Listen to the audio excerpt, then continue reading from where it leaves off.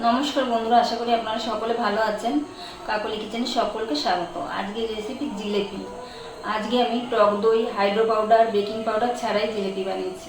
তাহলে চলুন কিভাবে বানিয়েছি দেখা যাক। এখানে আমি 1 কাপ ময়দা নিয়েছি, মেজারিং কাপের 1 কাপ। আর দিয়ে দিচ্ছি কিছুটা ঘি, হাফ চামচের চেয়ে একটু কম নিলাম। আর 1 কাপ জল নিয়েছি। এখন জলটা একসঙ্গে দেবো না, অল্প অল্প করে দিতে হবে। 1 কাপ আমার পুরো লাগবে না, পরে আমি দেখাবো কতটা জল আমার লাগছে। অল্প অল্প করে নিয়ে ময়দাটাকে আমি মেখে নেব।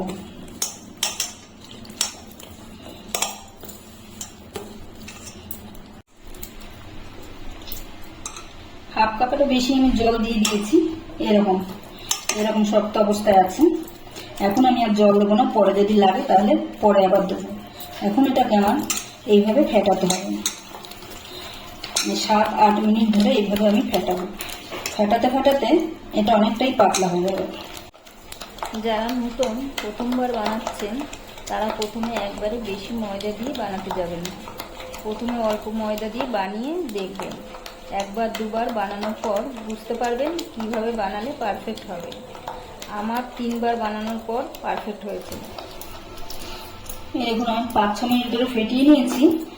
এখন কতটা নরম হয়ে গেছে, হালকা হয়ে গেছে এরকম। আর জল আমি 1 কাপ নিয়েছিলাম, জল এতটা না বেঁচে গেছে। এখন আমি এটাকে 15-20 মিনিটের জন্য রেস্টে রেখে দেবো ঢেকে। আমি আগে চিনির শিরাটা তৈরি করে নেব। এখানে আমি চিনি দিয়ে দিচ্ছি, মেজারিং কাপে 1.5 কাপের মতন চিনি দিলাম। জল আমি 1.5 কাপ দিলাম। 2টো এলাচ ফাটিয়ে দিচ্ছি। চিনিটাকে ভালো করে জাল করে নেব।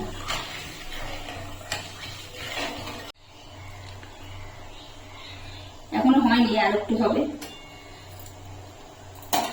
এখন আমি এর মধ্যে দিয়ে দিচ্ছি একটু করে লেবুর রস, মানে একটা লেবুর অর্ধেকটা দিয়েছি, তাহলে চিনিটা জমাট বেঁধে যাবে না। সামান্য চামচের মাথায় সামান্য একটু ফুড কালার, এটা আপনারা বাদ দিতে পারেন। দেখার সৌন্দর্যের জন্য আমি একটুখানি দিলাম ফুড কালার, এটা না দিলে কোনো অসুবিধা নেই। এখন আরো 2-3 মিনিট একটু জাল করবেন, চিপচিপে ভাব হবে। চিনির রসটা হাতে চিটচিট করবে, ওইরকম অবস্থা করে জাল দিতে হবে। আমি এখন চেক করে দেখছি রসটা হয়েছে কিনা।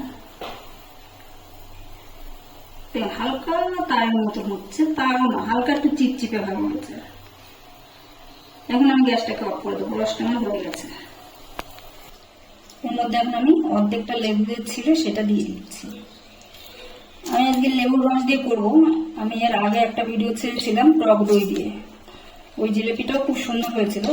আজকে আমি লেবু দিয়ে করছি, এটাও ভালো হবে। লেবু দিয়ে আমি আগে করেছিলাম বাড়িতে, খুব সুন্দর হয়েছিল। আর এখানে দিয়ে দিচ্ছি আমি ইনো।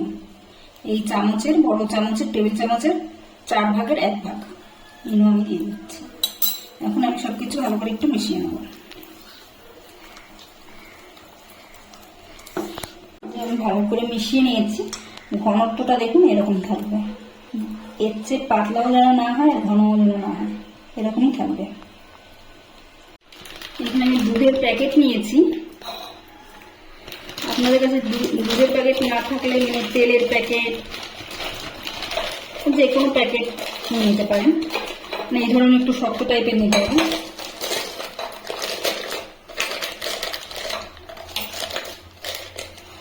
এখন এর মধ্যে ব্যাটারটা ঢেলে দিচ্ছি।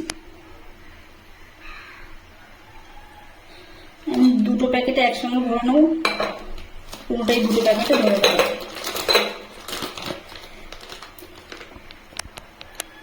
একটার মধ্যেই ধরে যাচ্ছে।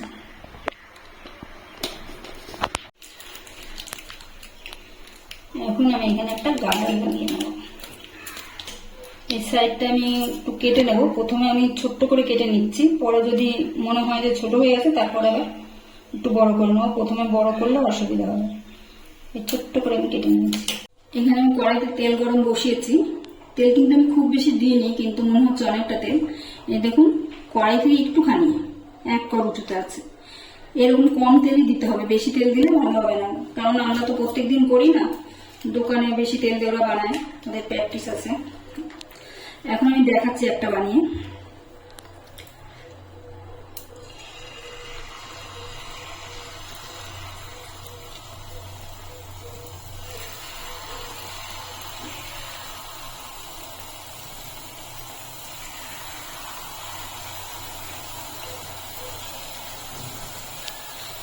এক পিঠ হালকা শক্ত হয়ে গেলে তারপর আমি উল্টে দেবো। এখন আমি উল্টে দিচ্ছি।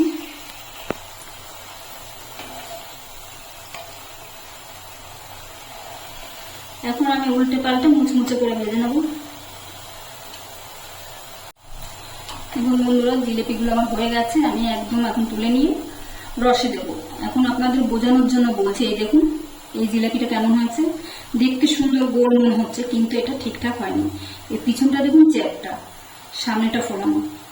এরকম দেখতে সুন্দর হয়েছে, কিন্তু এর মধ্যে রস ঠিকঠাক মতো ঢুকবে না। হ্যাঁ, এটা বোঝানোর জন্য আমি করে দেখালাম।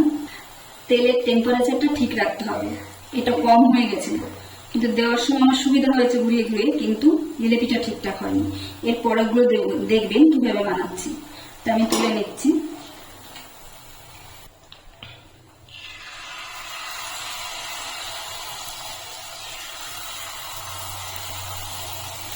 দেওয়ার সঙ্গে সঙ্গে কিন্তু উপর দিকে ফুলে উঠলো। এখন আমার তেলের টেম্পারেচার ঠিক আছে।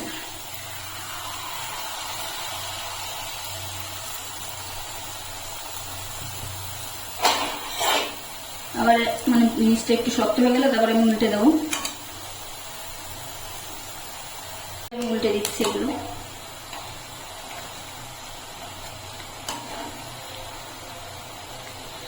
দেখুন, এটা দেখে বুঝতে পারবেন দু পিঠ রাউন্ড হয়েছে, একদম গোল হচ্ছে। এটা ঠিকঠাক হয়েছে, এটা রস ঢুকবে ঠিকঠাক মতো। আমি এখন এপিট টুপিট করে মুচমুচে করে ভেজে তুলে নেব। মুচমুচে লাল লাল করে ভেজে নিয়েছি, এখন আমি তুলে নিচ্ছি।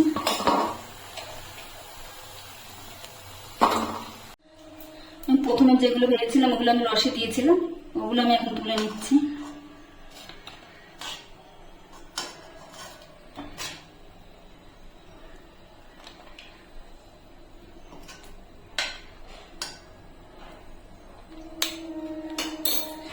এখন যে চারটে ভাজলাম ওগুলো এখন দিয়ে দিচ্ছি।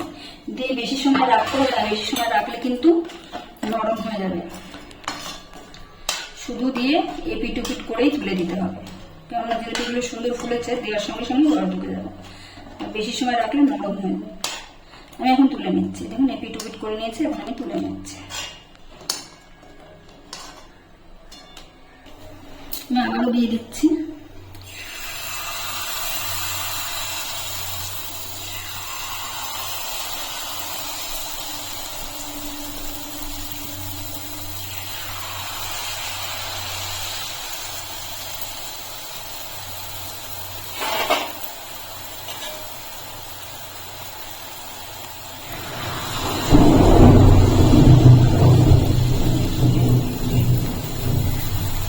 একইভাবে আমি সবগুলো ভেজে রসে দিয়ে দেবো।